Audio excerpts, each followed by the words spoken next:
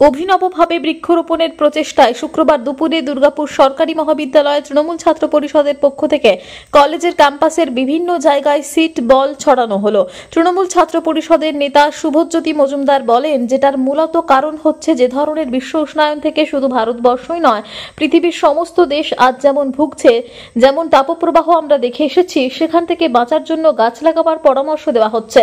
আমরা জানি বন দপ্তর থেকে বিভিন্ন গাছের চারা দেওয়া হচ্ছে, কিন্তু তার বাইরেও মানুষ যে সমস্ত ফলগুলো খাচ্ছে তার যে বীজগুলো আছে আমাদের কলেজের ছাত্রছাত্রীরা জমা করছে, সেগুলোর মধ্যে গোবর সার এবং মাটি মিশিয়ে সিড বল তৈরি করছে।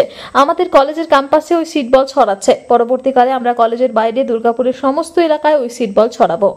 কলেজের ক্যাম্পাসের বিভিন্ন জায়গায় সিড বল আমরা ছড়ালাম। এটার মূলত কারণ হচ্ছে যে ধরনের বিশ্ব উষ্ণায়ন থেকে পুরো ভারতবর্ষ শুধু নয়, আমাদের পুরো পৃথিবী আজকে ভুগছে, যেমন গরম তাপপ্রবাহ আমরা দেখে এসেছি, সেখান থেকে বাঁচার জন্য সকলকেই গাছ লাগানোর পরামর্শ দেওয়া হচ্ছে। এবং আমরা জানি যে ফরেস্ট ডিপার্টমেন্ট থেকে বিভিন্ন ধরনের গাছের চারা দেওয়া হচ্ছে, কিন্তু তার বাইরেও মানুষ যে সমস্ত ফল খাচ্ছে তার যে বীজগুলো আছে সেগুলো আমাদের কলেজের ছাত্রছাত্রীরাই তারা স্টোর করছে। স্টোর করার পর সেগুলোর মধ্যে গোবর সার এবং মাটি মিশিয়ে পরে তারা নিজেদের হাতে সিড বল বানিয়ে পড়ে আমরা আজকে থেকে কলেজ ক্যাম্পাসে ছড়িয়ে আমাদের এই একটা সুন্দর প্রচেষ্টা শুরু করেছি। আগামী দিনে আমরা কলেজের বাইরে বেরিয়ে দুর্গাপুরের বিভিন্ন বিস্তীর্ণ এলাকায় এই সিড বলগুলোকে ছড়াবো। দুর্গাপুর থেকে নিজস্ব প্রতিনিধির রিপোর্ট, টিভি নিউজ 10।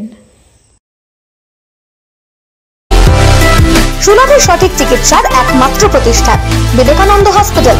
24 ঘন্টা emergency service, blood bank, trauma care. আপনাদের সেবায় আমরা তৎপর। গুণমান ও পরিষেবায় দুর্গাপুর বিধাননগরের ডক্টর জাকির হোসেন এভিনিউর বিবেকানন্দ হসপিটাল শিল্পাঞ্চলের মানুষের মন জয় করেছে।